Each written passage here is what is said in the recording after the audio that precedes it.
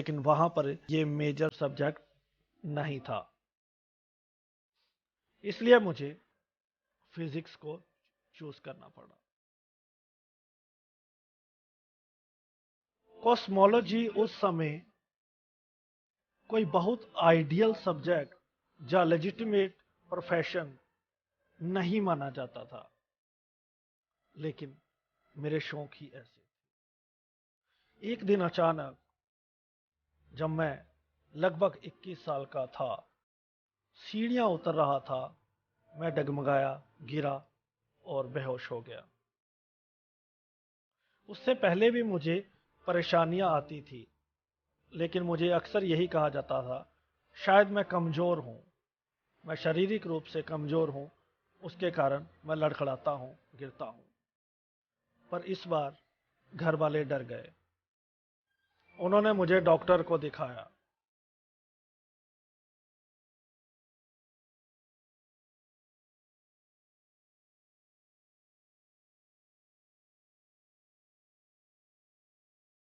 Doctor ने बताया मुझे एमियोट्रोफिक लैटरल स्क्लेरोसिस नामक एक बीमारी है। इसमें मसल, शरीर के तमाम अंगों को कंट्रोल करने वाली नसें कमजोर हो जाती हैं और काम करना बंद कर देती हैं। और मैं शारीरिक रूप से विकलांग था, और डॉक्टर्स ने मुझे जीने के लिए सिर्फ 2 साल का समय दिया था। उनके शब्दों में मेरी जिंदगी सिर्फ 2 साल की मेहमान है, और ये सच भी था।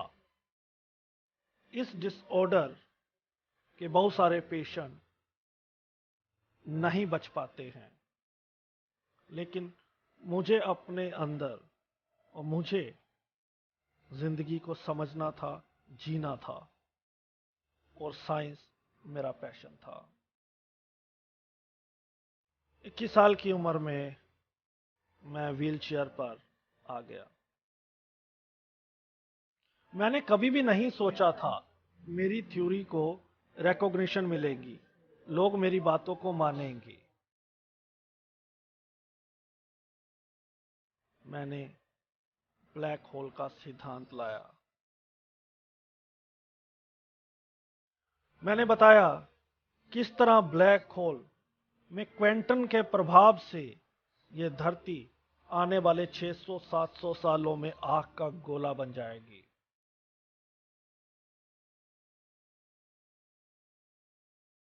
मेरी थ्योरी को रिकॉग्निशन मिली।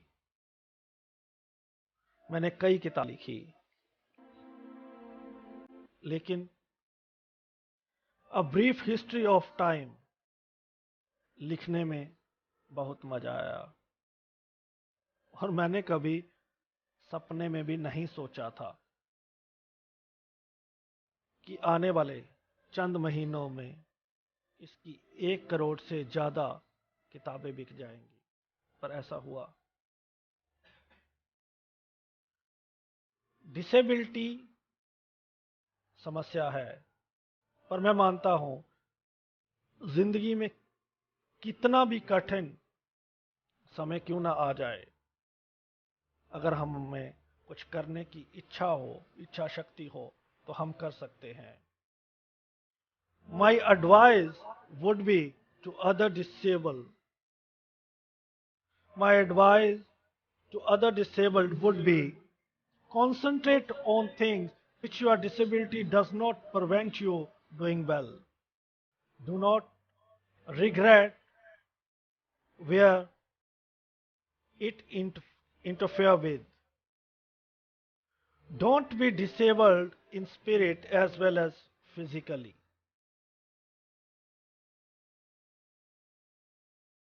जी हाँ दोस्तों, स्टीवन हॉकिंग 76 साल की उम्र में 14 मार्च 2018 को उनका देहांत हो गया। एक अद्भुत वैज्ञानिक जिन्होंने अपनी जिंदगी विज्ञान को समर्पित कर दी, जिन्होंने तमाम किताबें लिखी, और शायद ये बहुत गिने चुने लोगों में से एक ऐसी शख्सियत हैं जिनकी जिनको डिसेबिलिटी के कारण आइडेंटिफाई नहीं किया जाता है, जिनको दुनिया एक महान वैज्ञानिक के रूप में याद करती है। और मजेदार बात यह है, ऑक्सफोर्ड से पढ़ने के बाद, कंप्लीट करने के बाद 5 साल बाद ये कैम्ब्रिज में गणित के प्रोफेसर लगे, जहां आइंस्टाइन मैथ पढ़ाया करते थे। और इनका जन्म 8 जनवरी 1942, लगभग ठीक 300 साल बाद एक और महान शख्सियत गैलीलियो जी के 300 साल के बाद हुआ था।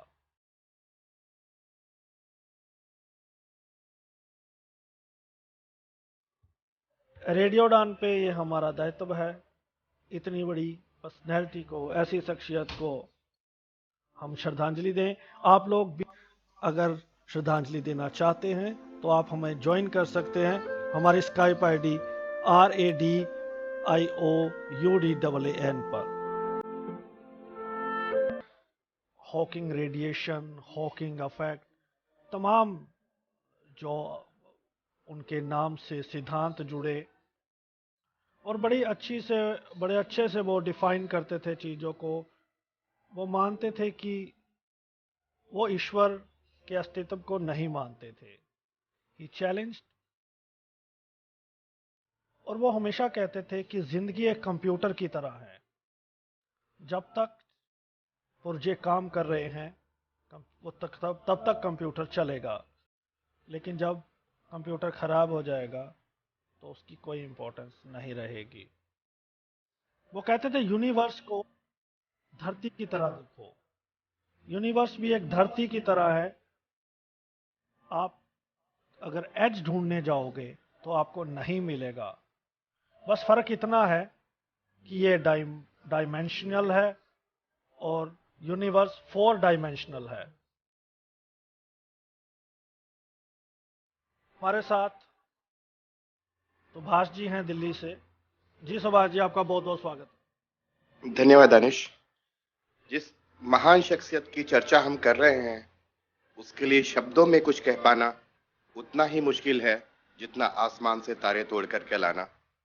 एक ऐसा व्यक्तित्व जिसने न लोगों को सिर्फ मार्गदर्शन दिया बल्कि ये सोचने पर विवश किया कि आदमी अगर ठान ले तो वो सब कुछ कर सकता है जो वो करना चाहता है। कौन कहता है कि आसमां में सुराख नहीं होगा, जरा एक पत्थर तो तबीयत से उछालो यार। ये शेर उस आदमी पर बिल्कुल सटीक बैठता है जो 21 साल की उम्र में एक खतरनाक बीमारी से ग्रसित हुआ। जब वो पहली बार सीढ़ियों पर चलते चलते गिर गए बेहोश होकर, तो लोगों ने उन्हें शारीरिक दुर्बलता समझा, छोटी मोटी बीमारी समझा। किंतु जब बार बार ऐसी चीजें होने लगी, जब डॉक्टर को दिखाया गया तो उन्हें बताया गया कि ये बहुत खतरनाक बीमारी है और ये आदमी 2 साल से ज्यादा नहीं जिएगा। तो उन्होंने कहा, मैं 2 साल 4 साल नहीं, 10 साल भी नहीं, 20 साल भी नहीं, मैं 40 साल जीना चाहता हूं, मैं 40 साल जीऊंगा। तब लोग उन्हें दिलासा दिया करते थे, हाँ हाँ तुम 40 साल जियोगे। लोग जानते थे कि वो 2, 3, 4 सालों में चले जाएंगे, किंतु कोई उनके मनोबल को तोड़ना नहीं चाहता था। वो महान आत्मा, उसने अपने दृढ़ निश्चय, अपनी इच्छा शक्ति, अपने संकल्प को इतना प्रगाढ़ बनाया, इतना मजबूत बनाया कि उसने वो करके दिखाया जो असंभव था और जिसकी कल्पना ना तो कभी डॉक्टर्स ने की थी, ना फिजिक्स ने की होगी। भौतिक शास्त्र में छोटे बड़े कुल मिलाकर के 12 पुरस्कार श्री स्टीफन हॉकिंस को मिले। जब वो न चल पाने की स्थिति में थे, जब उनका एक हिस्सा शरीर का काम करना बंद कर गया, तो उन्होंने व्हील चेयर की सहायता ली। वो व्हील चेयर स्पेशली उनके लिए खास तौर से डिजाइन की गई थी, जो आधुनिक थी, उस समय के हिसाब से आधुनिकतम थी, जिसमें कंप्यूटर लगा हुआ था और वो सिंथेसाइजर के माध्यम से अपने विचारों को व्यक्त किया करते थे। वो भारतीय वैज्ञानिक जयंत नार्लिकर से काफी प्रभावित थे और जयंत नार्लिकर ने उन्हें गणित को ना छोड़ने एवं फिजिक्स की ओर आगे बढ़ने की प्रेरणा दी, जिसको उन्होंने पूरी तरह से माना। स्टीफन हॉकिंस ने कई सिद्धांत दिए और इन सब के अतिरिक्त जो एक ऐसी नेग्लेक्टेड कम्युनिटी माना जाता है जिसे हिंदुस्तानी समाज में, जिसे हम विकलांग कहते हैं, उन लोगों के लिए एक प्रेरणा स्रोत बने। उन लोगों को वो सब कुछ करके दिखाया जिससे कि उन लोगों में एक आत्मविश्वास जगे, चेतना की एक नई ज्योति जगे कि हम चाहें तो कुछ कर सकते हैं और कुछ नहीं बहुत कुछ कर सकते हैं। और उनकी तो पैदाइश ही खतरों से खेलते हुए हुई थी। जब वो पैदा हुए थे तो द्वितीय विश्व युद्ध चल रहा था और इंग्लैंड में बमबारी हो रही थी। आराम से प्रसव हो जाए इसलिए उनके माता पिता ऑक्सफोर्ड आ गए थे। तो जिस आदमी का जन्म खतरों से खेलते हुए हुआ हो, उसने जिंदगी को एक चुनौती स्वरूप लिया। और यही नहीं, स्टीफन हॉकिंस धर्म को नहीं मानते थे और उनकी पहली पत्नी जिनसे उनका प्रेम विवाह हुआ था वो काफी धार्मिक थी। यही कारण है कि उनका बाद में उनसे तलाक हो गया और पुनः उन्होंने फिर दूसरी शादी की, जो 2006 में उससे भी तलाक हो गया। ऐसी महान आत्मा, संघर्षशील आत्मा को मैं शत शत नमन करता हूं और मैं ऊपर वाले से प्रार्थना करता हूं कि भगवान उनकी आत्मा को शांति दे स्वर्ग में। और स्टीफन हॉकिंस हमारे लिए सदा सर्वदा प्रेरणा के स्रोत बने रहेंगे। बिल्कुल।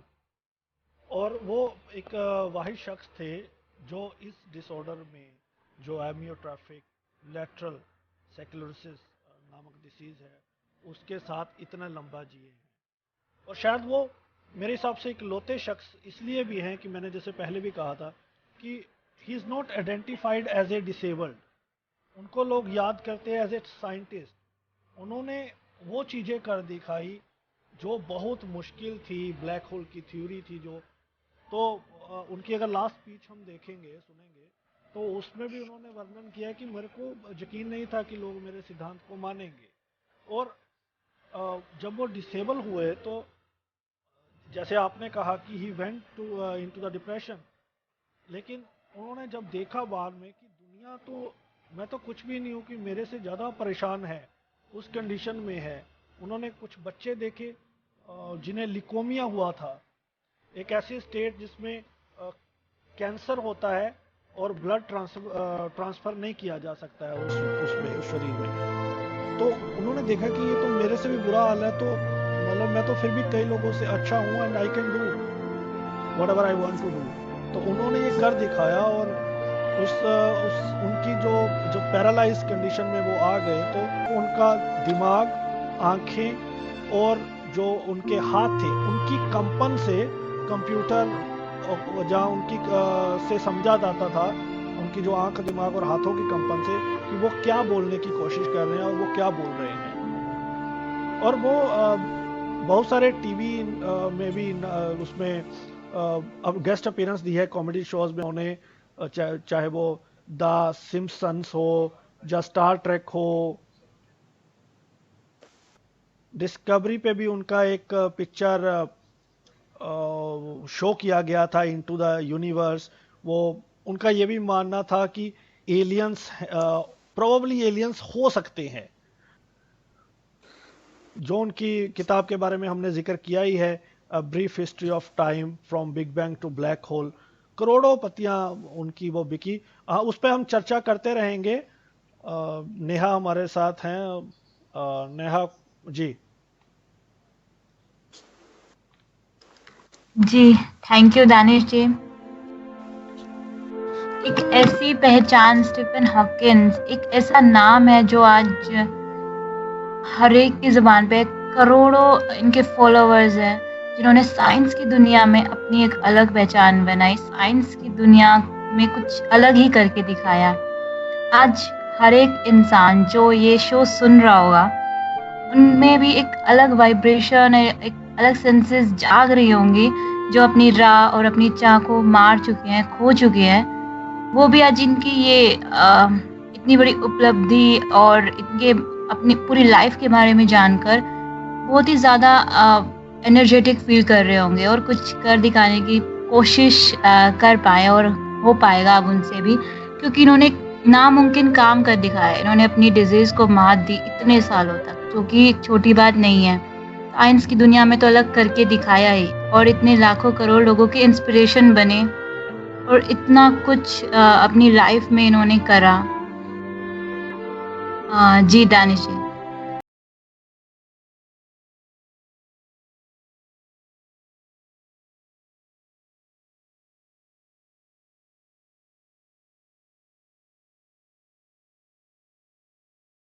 Of theoretical physicists. Yeah, I think he's rightly described as one of the greats, and that's for several reasons. His initial work was on Einstein's theory of general relativity, it was published in 1915. It is the framework within which we understand the universe. So it's the theory that tells us how space stretches or shrinks depending on what you put in it. And he proved that given just that theory, then there has to be an origin of time. So he essentially proved, not long after his thesis, it might even have been part of his thesis actually at Cambridge, that he proved that. So it's called the singularity theorem. But he then went on to work on black holes, and he proved that black holes aren't entirely black. So a black hole is a giant star that's reached the end of its life and collapsed. And I suppose the common image of a black hole is that you throw something in and it never comes back out again. It swallows everything and emits nothing. Nothing can escape. But he showed that was not right. He showed that they have a temperature and they glow and they radiate out into space and ultimately, over really long times, evaporate away. And that's called Hawking radiation. Why? Forgive me for asking such a thick question, but I did warn you this was going to happen. I can see why singularity theorem is so important, because it's the origins of everything in a sense. But why was the Hawking radiation and the black hole work so significant? Because we know that Einstein's theory, brilliant as it is not the complete description of the universe. I mean, even in A Brief History of Time, you will remember, yes. You said, you remembered it. Don't test me, Brian, don't test me. He said that actually there may not be an origin to time when you include the other great achievement of 20th century physics, which is called quantum theory, which deals with how atoms work and things like that. So when you stick those together, it may be that you dodge the need for an origin in time, but also what you do is you dodge the idea that black holes are completely black and nothing escapes. And so really the value of Hawking radiation and that theory is that it for the first time really begins to look towards that better theory, the theory that we need to truly understand how the universe works, so-called quantum theory of gravity. So it's a step on the road to that. So the theory of relativity, being a paradigm, he moved the paradigm along, he moved to a new paradigm. Yeah, it's the first step really to that theory which we hope is there, and we hope that we are capable as human beings of grasping it, and it's the theory we need if we really want to understand. As Hawking said beautifully at the end of A Brief History of Time, he said that if we know all this, we will know the mind of God. and he was really talking about nature there. He was not a religious man, Hawking, but that idea, Einstein used to talk like this as well, that there's a regularity and beauty underpinning our universe that we have access to, and he made a bigger step on the road to that. That's beautifully put. And is that what drives physicists? Because laymen think of you and your ilk as quite dusty individuals, perhaps quite donnish and aloof. But in fact, you're trying to break things down in a way that would make sense of everything. It's the most human of pursuits when I hear you describe Stephen Hawking in the way that you just did. It is. It's understanding nature. It's recognizing that nature, of which we are a part, is beautiful and regular, and we have access to it. I should also say that Stephen, that I got to know him later in life, and he was very funny. So one thing I did for the Monty Python reunion at the O2 Arena, Eric Idle, who I got to know, rang me and said, "Do you know Stephen? Can you get in touch with him? I'd love him to do some sort of sketch." And so I said, "Yeah, I'll email him." And within about a minute, an email came back from Stephen saying yes. So we went down to Cambridge, and Eric had come up with this sketch where I'm always criticising in a gentle way, Eric's songs, because I always say they're not really accurate. So there's a song called The Galaxy Song, talks about the Earth going round in a circle around the sun, and I go, it's not, it's an ellipse, it's scientifically inaccurate, there's nonsense. So he came up with this sketch where I would be criticising The Galaxy Song, going, well, it's just scientifically inaccurate, it's nonsense. And in the background, there's this little speck coming along past King's College in Cambridge, and it's Stephen in his wheelchair, and he runs me over and says, I think you're being pedantic. And then Stephen starts singing The Galaxy Song. But I think you're being pedantic was an ad lib. Really? So when we were describing it to him in his office, and by that time he was finding it very difficult to type things into his computer, but he typed in that, and with perfect comic timing said, I think you're being pedantic. And that's what you see in the video that came at the O2. So he was really very, very funny. He's not just in any way this kind of dusty scientist Clearly that not. their own things. I should also say one of the great things about him was he became political, not really party political, although he was, Yes. I think, a member of the Labour Party, but it wasn't that. It was that he talked about how valuable the way of science as a way of thinking, as a humble way of thinking and a careful way of thinking is, and how our future should be bright. We have a lot of things left to do and understand as individuals and as the human race. But in order to do that, we have to think about our position in the universe as one civilization on one fragile planet much more carefully. And he became very active in putting that point of view. So what has a scientific way of thinking got to, how can it inform the way that we behave? And I think that was extremely important because he had a big voice. He did, and Time, I mean, he wrote very powerfully about Brexit and Trump and other things. He felt that the times we live in were moving away from the things that he considered important, the if you will, the rule of expertise. Yeah, I think he did. We are in, and he made this point, we're in a critical phase now as the human race. We're at the point where we're beginning to step off the planet for the first time. We can imagine becoming a spacefaring civilization. We also face great dangers from our own technology, but also, as he emphasised, from our stupidity and our myopic tendencies to look inwards and petty internal conflicts in our civilization rather than thinking about our wider value. And I think that's really, he firmly believed that public engagement of science, as we call it now, yes, describing what we do as scientists is not only valuable but necessary. I mean, following Carl Sagan, actually, one of my great heroes, he said that we live in democracies, and in democracies which are entirely based, essentially, on science. Everything, every day, from medical science to communications, flying in aircraft, whatever it is, our civilization is based on science. And if we get to the point where our civilization, where the people in democracy don't have any contact with science at all, not necessarily understanding, but just understanding of what it's trying to do and the thought processes that you need to go through, then we have a democratic crisis. And of course, I think we're seeing that at the moment, and we have to fight through it. And one of the ways is to think more carefully. Yes, and I suppose pay more attention to the people who spend a lot of time thinking more carefully, which leads me to my final question, Professor Brian Cox. How come he never won a Nobel Prize?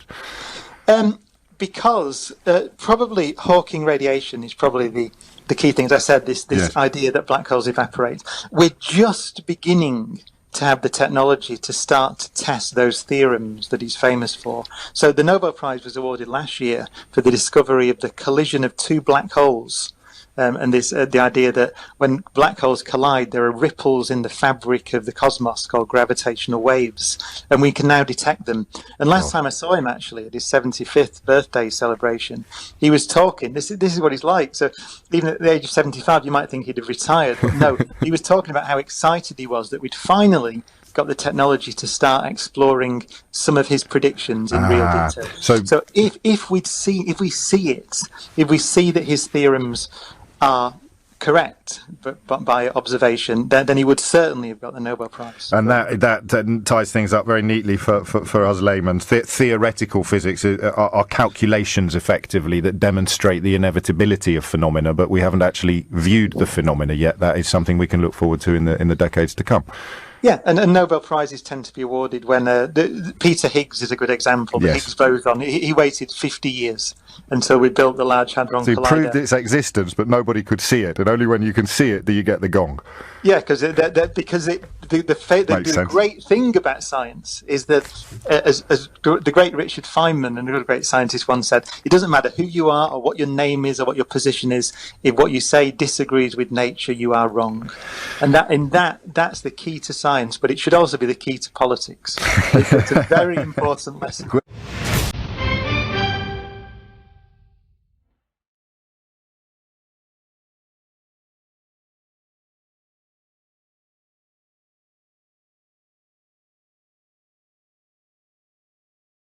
इस clip को अगर आप लोगों ने बहुत ध्यान से सुना हो तो इसमें बहुत सारी इंपॉर्टेंट बातें थी जो आप लोगों के लिए समझनी बहुत ज़रूरी थी। मिसाल के तौर पे जब लास्ट में बात हुई कि उनको नोबेल प्राइज़ क्यों नहीं दिया गया, और प्रोफेसर ब्रेन कॉक्सेस का ये मानना है कि शायद जो उनकी हॉकिंग रेडिएशन, जो उनकी थ्योरम्स हैं, शायद अभी उन पे बहुत काम होना बाकी है। और उन्होंने एक एग्जांपल भी दी, एक नोबेल जिनको नोबेल प्राइज़ मिला था कि उनको 50 साल वेट करना पड़ा था। तो उम्मीद है कि आने वाले टाइम पे हॉकिंग जी को नोबेल प्राइज़ भी मिलेगा, लेकिन उनको नोबेल प्राइज़ से ज़्यादा जो लोगों का प्यार मिला, साइंस को जैसे उन्होंने लोगों तक पहुंचाया, वो अपने आप में रिवॉर्ड था। स्टीफन हॉकिंग के जैसे रजीब भाई ने बताया कि 3 बच्चे थे, लूसी, रॉबर्ट और टिम। इन्होंने मीडिया को सूचित किया कि हम बहुत दुखी हैं, हमारे बिलव्ड फादर अब हमारे साथ नहीं रहे। इनकी लाइफ के बारे में और भी इंटरेस्टिंग बातें आपको बताएंगे। पहले आइए सुनते हैं निपुण मल्होत्रा, जो कि एक डिसेबिलिटी एक्टिविस्ट हैं। निपुण की खास बात बताएं कि जब वो 2001 में भारत आए थे स्टीफन हॉकिंग जी, तो भारतीय सरकार ने,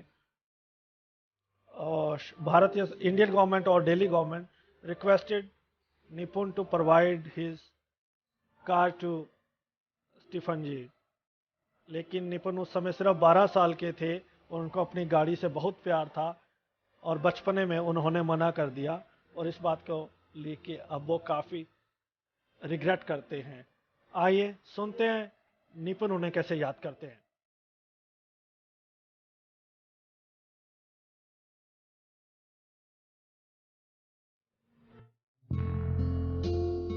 स्टीफन हॉकिंग मेरे तक बड़े इंस्पायरिंग फिगर थे, क्योंकि वो डिसेबल थे, उनको वो एएलएस से डायग्नोस हुए थे, पर उनने अपनी आइडेंटिटी कभी अपनी डिसेबिलिटी नहीं बनाई, पर आई थिंक साइंस बनाई।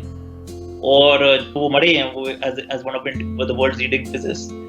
पूरी दुनिया के जितने प्रधानमंत्री हैं, प्रेसिडेंट्स हैं, वो उनको याद कर रहे हैं। एंड आई थिंक पूरी disabled community, not just in India but world wide के लिए वो एक बहुत बड़ी इंस्पिरेशन है।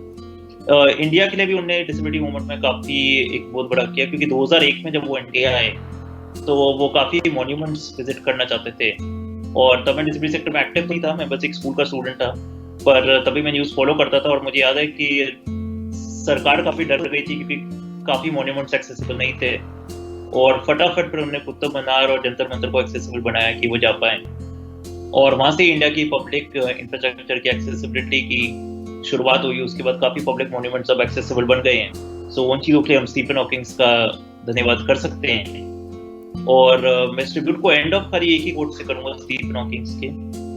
वो हमेशा कहते थे, my advice to other disabled people would be to concentrate on things your disability doesn't prevent you doing well, and don't regret the things that interferes with, don't be disabled in spirit as well as physically. इसका मतलब basically यही है कि आप physically तो disabled हो, पर अपनी स्पिरिट ऊपर रखो और सपने देखते रहो, क्योंकि अगर आप सपने देखोगे तो आप सपने पूरे करते रहोगे। उन्होंने किताब लिखी थी जिसका नाम था, और साइंस की किताब थी, डिसेबिलिटी की किताब नहीं थी, पर उसका नाम ये था ब्रीफ हिस्ट्री ऑफ टाइम, मतलब टाइम का एक इतिहास। पर मैं ये जरूर कहूँगा कि उन्होंने अपनी जिंदगी और अपने टाइम में डिसेबल्ड लोगों को जैसे देखा जाता है वो पूरा बदल दिया। Thank you.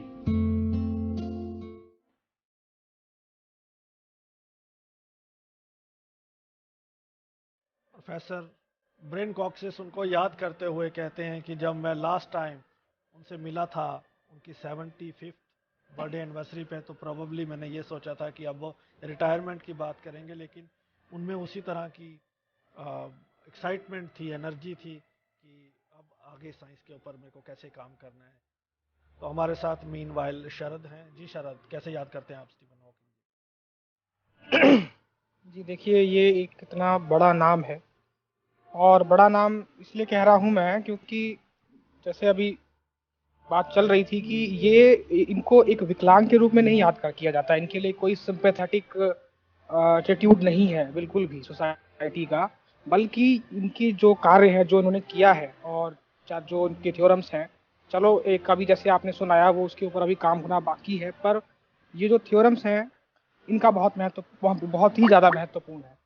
और इस युग के जो सबसे बड़े साइंटिस्ट जो हम मानते हैं, अल्बर्ट आइंस्टाइन, जिनको बहुत बड़ा साइंटिस्ट माना जाता है, तो मैं तो इनको उनके समकक्ष ही पाता हूँ, क्योंकि स्ट्रगल करने की जहाँ तक बात है तो स्ट्रगल बहुत किया है उन्होंने, बहुत ज़्यादा किया है, और बीमारी हो चाहे और किसी तरह की ऑड सिचुएशंस हो, उनको ओवरकम करते हुए और आज अपना एक इस तरह का फेस दुनिया के सामने रखना कि वो एक इंस्पिरेशनल फिगर बन जाएं, ये अपने आप में बहुत बड़ी बात होती है। जब लोगों ने उनके बारे में सुना, बहुत सारे रिपोर्टर्स उनसे मिलने गए, सबसे उन्होंने बातचीत की, जैसे कि आपको पता है वो सिंथेसाइजर के थ्रू अपनी बातें एक्सप्रेस करते हैं, तो बहुत सारे रिपोर्टर्स ने उनसे बातचीत की और उनके बारे में जाना, पर कभी भी उन्होंने इस बात की चर्चा नहीं की कि उनके साथ वास्तव में क्या हुआ, और या फिर वो किसी बीमारी से जूझ रहे हैं। उन्होंने कभी भी इस तरह की चर्चा नहीं की, यानी कि एक सिंपैथेटिक फिगर बनने की कोशिश उन्होंने कभी भी नहीं की, बल्कि वो हमेशा उसी अपनी जो उनके अपना काम था जिसके ऊपर वो फोकस्ड थे,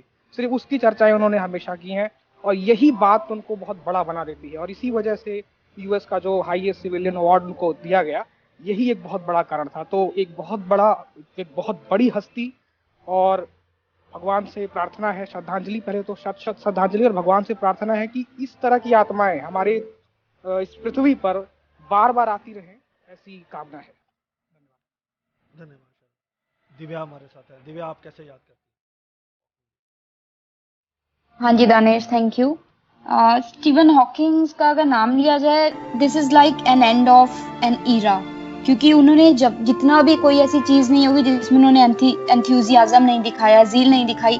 और मेरा कहना तो ये है कि जैसे 76 की उम्र में उनकी डेथ हो गई, तो लोग तो नंबर वाइज मतलब उनकी डेथ होती है, बट उन्होंने ही मायने में 76 इयर्स जिए हैं। Not just an inspiration, but he has given so much to all the people, मतलब जो उनकी लाइन में है, चाहे फिजिसिस्ट की लाइन में हो या फिर मतलब जो भी आम जनता भी, सब बच्चों से लेके जितने भी ओल्ड लोग हैं सब उन्हें जानते हैं।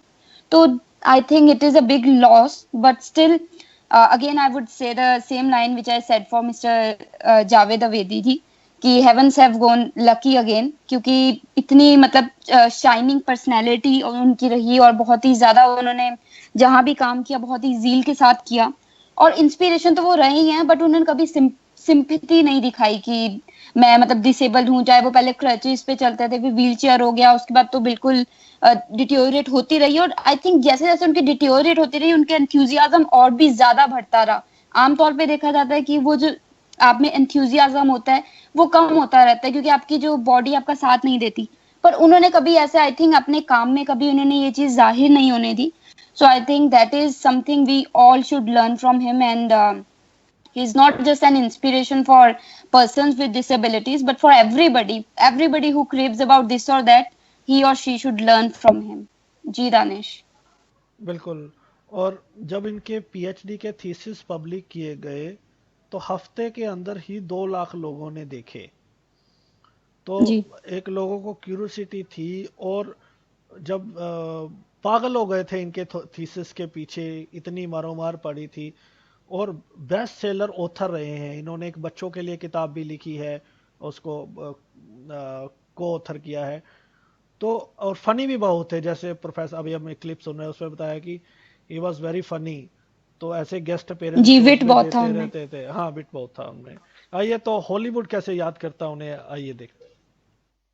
Today, the whole world, including the Hollywood community, mourns the loss of the iconic physicist Stephen Hawking.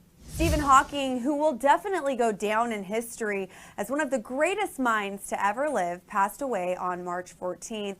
Celebrities are sharing their condolences for he and his family on Twitter. Actor Eddie Redmayne, who won an Oscar for his portrayal of Stephen Hawking in the 2014 film about his life, The Theory of Everything, shared his love via a statement to Deadline, saying this: "We've lost a truly beautiful mind, an astonishing scientist, and the funniest man I have ever had the pleasure to meet."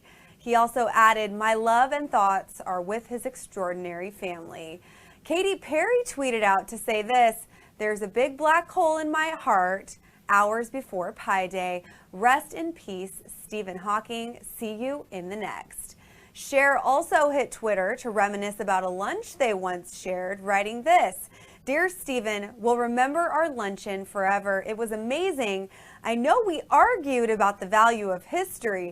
Cher, when time travel is perfected, history will be obsolete. But as I told you, history is like a friend." Shameless star Emmy Rossum wrote, "Just sitting here absolutely shattered about Stephen Hawking," while CBS's Big Bang Theory shared this photo and message on Twitter saying, "In loving memory of Stephen Hawking, it was an honor to have him on the Big Bang Theory. Thank you for inspiring us and the world." Singer Sam Smith posted this photo on Instagram with a caption that reads, "Science is not only a disciple of reason, but also one of romance and passion.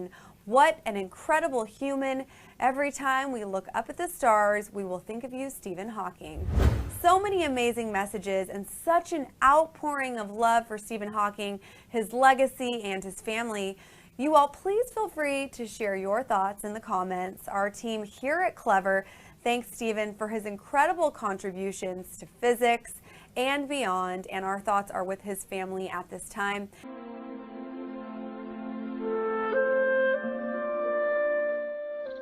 आइए तो अब एक नज़र डालते हैं तमाम awards पर जो हॉकिंग जी को दिए गए। Greatest enemy of knowledge is not ignorance, but it is the illusion of knowledge. Good evening दोस्तों, मैं हूँ आपकी दोस्त निशा। जैसा कि आज हम शो कर रहे हैं मिस्टर स्टीवन हॉकिंस की याद में। मिस्टर स्टीवन हॉकिंस, जिनका ये कहना था कि हमें नॉलेज नहीं है, वो इतनी प्रॉब्लम नहीं है, पर गलत नॉलेज का होना ये बहुत बड़ी प्रॉब्लम है।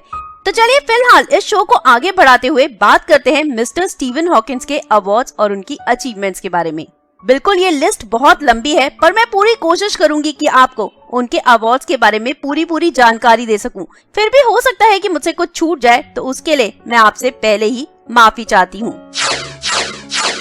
1966 में उन्हें मिला एडम्स प्राइज, 1975 में एडिंगटन मेडल, 1976 में मैक्सवेल मेडल एंड प्राइज, 1976 में ही हाइनमैन प्राइज और ह्यूज मेडल, 1978 में उन्हें एल्बर्ट आइंस्टाइन अवार्ड से नवाजा गया, 1985 में मिला उन्हें राज गोल्ड मेडल, 1987 में डायरेक्ट मेडल, 1988 में वुल्फ प्राइज, 1989 में उन्हें मिला प्रिंस ऑफ एस्टूरियास अवार्ड, 1998 में एंड्रू जीवेंट अवार्ड, 1999 में नेलर प्राइज एंड लेक्चरशिप, 1999 में ही Lilian prize and Albert medal, 2006 में इन्हें मिला कॉपली मेडल, 2009 में प्रेसिडेंशियल मेडल ऑफ फ्रीडम, 2012 में इन्हें breakthrough prize in fundamental physics दिया गया और इन्हें 2015 में BBVA foundation of frontiers knowledge award दिया गया।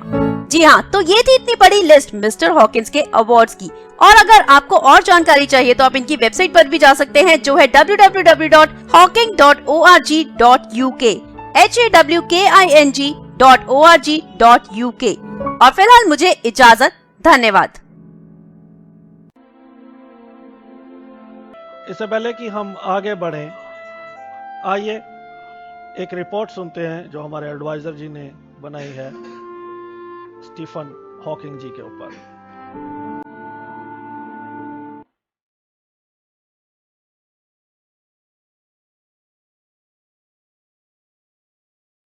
नमस्कार दोस्तों, स्टीफन विलियम्स हॉकिंस एक ऐसा नाम जिसने कि एक डिसेबल्ड होने के बावजूद साइंस में इतना नाम कमाया। उन्होंने अपनी सारी जिंदगी में साइंस के लिए ही जिए और साइंस में उन्होंने कितनी ही खोजें की, कितने ही थ्योरम्स और इफेक्ट्स उनके नाम पे रखे गए हैं। और स्टीफन हॉकिंस, जिनका की जन्म 8 जनवरी 1942 को हुआ था ब्रिटेन के ऑक्सफोर्ड में, और उनके फादर जो थे और पेरेंट्स भी रादर, फादर और मदर दोनों ही यूनिवर्सिटी में थे।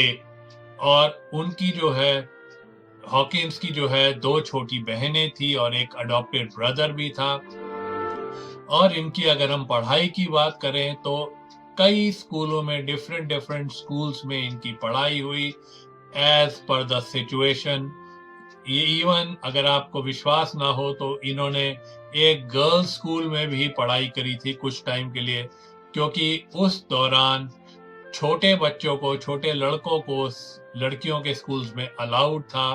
तो कुछ टाइम इन्होंने एक गर्ल्स स्कूल में भी पढ़ाई करी थी, लेकिन अपने एकेडमिक करियर में इन्होंने काफी स्कूल्स में डिफरेंट स्कूल्स में पढ़ाई करी as per the situation demanded. Hawkins, जिनको की स्कूल में आइंस्टाइन बुलाया जाता था, शुरुआत में अगर हम बात करें तो he was not good in studies, लेकिन धीरे धीरे उन्होंने साइंस की तरफ रुझान दिखाया और अपने एक टीचर के साथ 1958 में एक कंप्यूटर भी बनाया था पुराने पार्ट्स को लेके। जब वो बड़े हुए तो उनके फादर चाहते थे कि मेडिसिन में वो पढ़ाई करें, लेकिन हॉकिंस ने मैथमेटिक्स में पढ़ाई करी और उनके फादर चाहते थे कि मेडिसिन में पढ़ाई करे उनका बेटा, क्योंकि मैथमेटिक्स में जो था जॉब नहीं थे उतने। और वो उनके फादर ये भी चाहते थे कि स्टीफन हॉकिंस जो है ऑक्सफोर्ड यूनिवर्सिटी में ही अपनी पढ़ाई करे, लेकिन उस दौरान मैथमेटिक्स में वहाँ पे नहीं पढ़ाया जाता था, तो इसलिए हॉकिंस ने फिजिक्स और केमिस्ट्री में वहाँ पढ़ाई करी और उनको स्कॉलरशिप भी मिली जब उन्होंने अपने एंट्रेंस एग्जाम क्लियर किए। तो जब वो अपने ग्रेजुएशन कॉलेज में थे ऑक्सफोर्ड में, तो उनको फिजिक्स में शुरुआत में बहुत ही आसान लगी, लेकिन उनके अंदर चेंज तब आया जब वो 2nd और 3rd ईयर में गए और उन्होंने एक बोटिंग क्लब ज्वाइन किया। तो वहां पे वो रोइंग करते थे और उसके बाद उनका चेंज आया और उनका रुझान क्लासिकल म्यूजिक और साइंस फिक्शन की तरफ भी गया। स्टीफन हॉकिंस कहते हैं कि वो अपने ग्रेजुएशन कॉलेज दिनों में जब उनका फ्री टाइम था तो वो करीब 1000 घंटे उन्होंने पढ़े होंगे, जिसकी वजह से उनका जो है बैठ के जो है फाइनल एग्जाम देना बड़ा चैलेंज हो गया। तो इसलिए उन्होंने जो है सिर्फ थियोरेटिकल फिजिक्स पे ही कंसंट्रेट किया। उन्होंने विचार किया कि सिर्फ यही वो देंगे एग्जाम, और वो ऐसा एग्जाम नहीं देंगे जिसमें कोई फैक्ट्स की जरूरत पड़े। और उनको ये भी डर था कि वो उनको अच्छे नंबर आएंगे नहीं आएंगे। तो इसलिए जब वो उनका एग्जाम वाले दिन आया तो उस रात वो ढंग से सो भी नहीं पाए, और जब उनके मार्क्स आए तो उनको वो बॉर्डर लाइन पे थे 1st और 2nd डिवीजन में, तो इसलिए उनका वाइवा नेसेसरी हो गया। और जब उनके एग्जामिनर ने वाइवा में पूछा कि आपके फ्यूचर प्लान्स क्या हैं, तो उन्होंने कहा कि अगर आप मुझे 1st डिग्री देंगे तो मैं कैम्ब्रिज यूनिवर्सिटी जाऊंगा, लेकिन अगर आप मुझे 2nd डिग्री देंगे तो मैं ऑक्सफोर्ड में ही रह के पढ़ाई करूंगा। और एग्जामिनर जो थे काफी प्रभावित हुए इस आंसर से और उनको 1st क्लास की डिग्री प्रदान की गई, जिससे कि वो कैम्ब्रिज यूनिवर्सिटी पहुंच गए। अगर हम ट्रिनिटी कॉलेज कैम्ब्रिज की बात करें तो वहाँ पे शुरुआत के दिनों में हॉकिंस को थोड़ी डिफिकल्टी हुई थी, क्योंकि उनकी जो मैथमेटिक्स की ट्रेनिंग थी वो उनके हिसाब से कम थी for general relativity and cosmology. लेकिन जो है, और इसी दौरान उनको जो है एक डिजीज जो कि मोटर न्यूरॉन डिजीज है उससे भी अफेक्ट हुए थे, और वो काफ़ी डिप्रेशन में भी चले गए थे, लेकिन अपने टीचर्स की एडवाइस पे वो फिर से आए, पढ़ाई करने कंटिन्यू करी उन्होंने, और डॉक्टर्स ने भी कहा था कि उनके पास ही has only 2 years to live.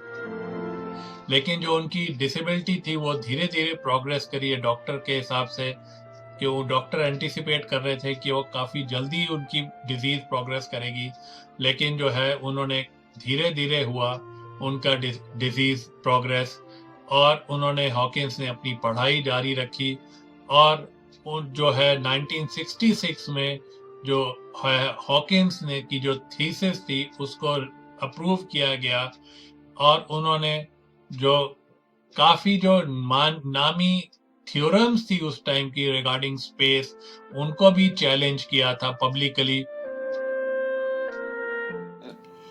Hawkins ने अपनी सारी जिंदगी में जनरल रिलेटिविटी और कॉस्मोलॉजी पे कई डिफरेंट साइंटिस्ट के साथ मिलके बहुत सारी थ्योरम्स और रिसर्च और काफी काम किया इस दोनों फील्ड में, साइंस के ऊपर, और इन दोनों फील्ड्स में काफी सारी थ्योरम्स और इफेक्ट्स को हॉकिंस का ही नाम दिया गया है, और इन्होंने अपनी जिंदगी में जो है बहुत सारे अवार्ड्स इनको मिले, साइंस के नामी गिनामी अवार्ड जो थे इन्होंने अपनी जिंदगी में पाए।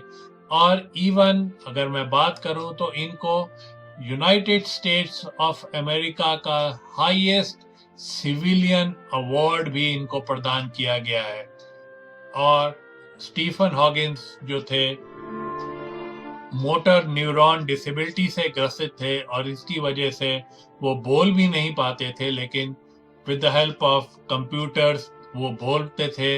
एंड उन्होंने अपनी जिंदगी में 2 शादियां भी करी, जिससे है उनके जो हैं 3 बच्चे हुए। और स्टीफन हॉकिंस अपनी सारी जिंदगी साइंस को समर्पित करके एक आइकन है डिसेबल लोगों के लिए भी।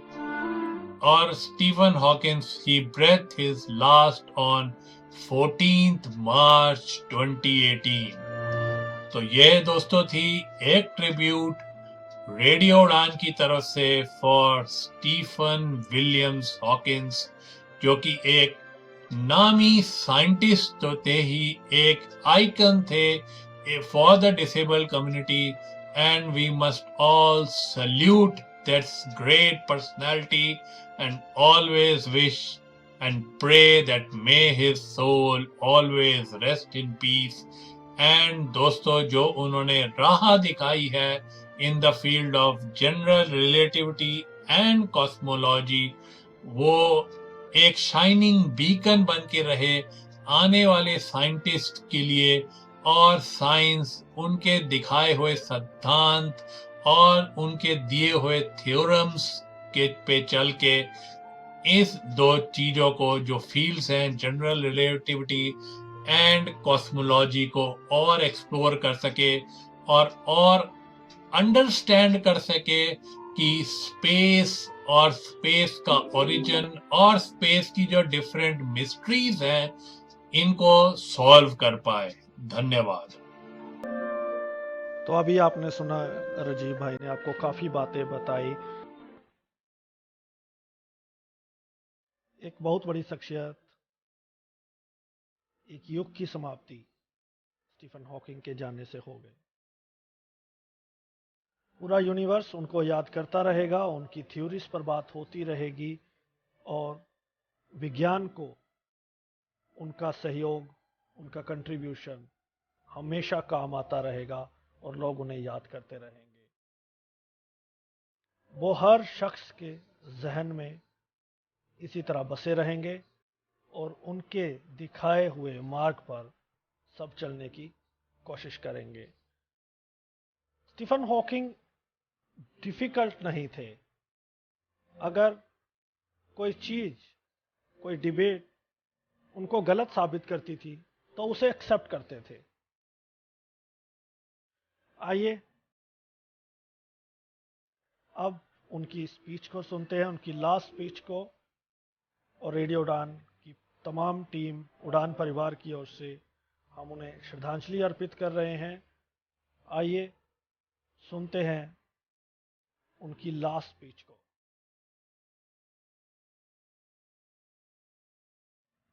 Can you hear me?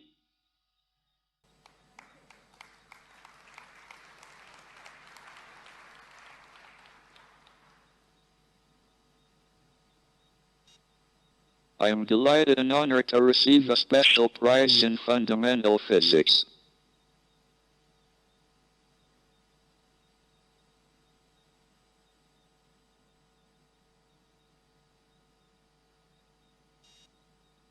I would like to thank Yuri Milner for founding these prizes, to recognize outstanding work that may not qualify for the Nobel Prize, because it is very difficult or impossible to confirm experimentally.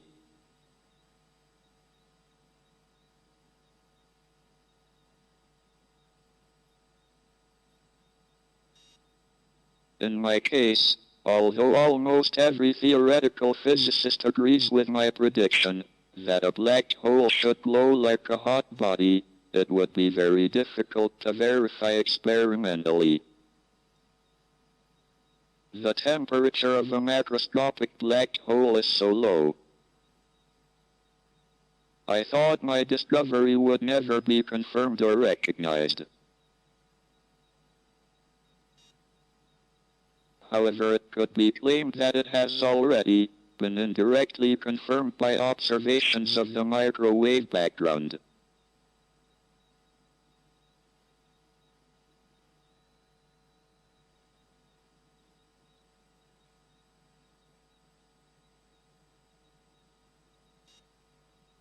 It is thought that the very early universe underwent a period of accelerating or inflationary expansion.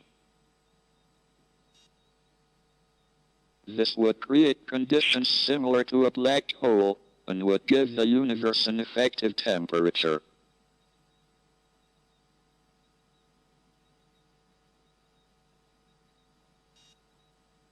Thermal fluctuations in the very early universe would be frozen in, and would cause small differences in the microwave background in different directions. These have been observed, and agree with predictions.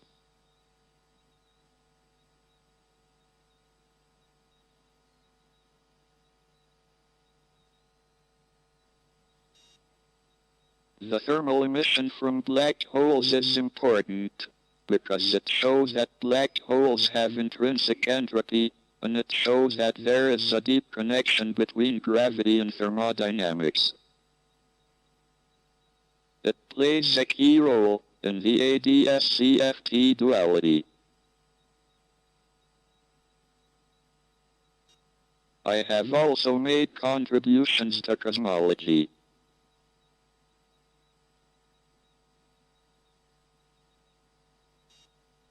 My early work with Roger Penrose showed that classical general relativity predicted the universe had a beginning in a Big Bang singularity.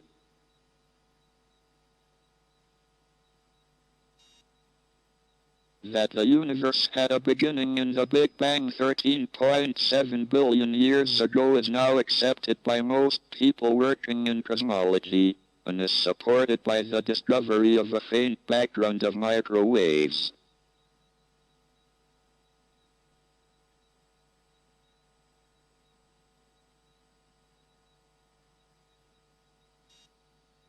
The prediction of singularities indicates that classical general relativity breaks down, and has to be replaced by a quantum theory of gravity.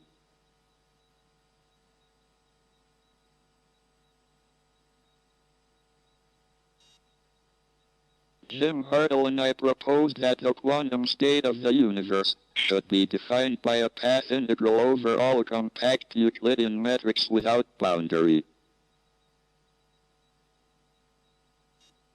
In other words, the boundary condition of the universe is that it has no boundary.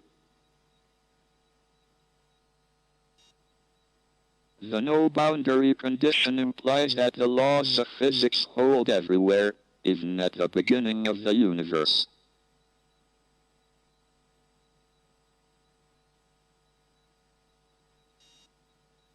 Together with Thomas Hertog, Jim and I showed that the no-boundary proposal predicts that the universe began with a period of inflation, a prediction which may be confirmed tomorrow, when the data from the Planck satellite are published.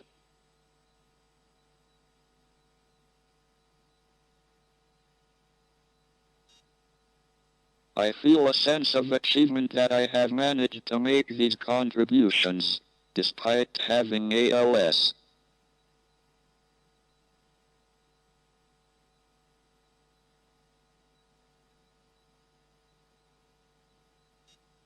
I have not allowed my disability to stop me doing most things.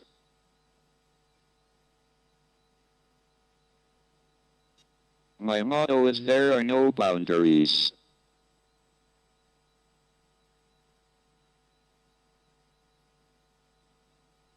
Thank you.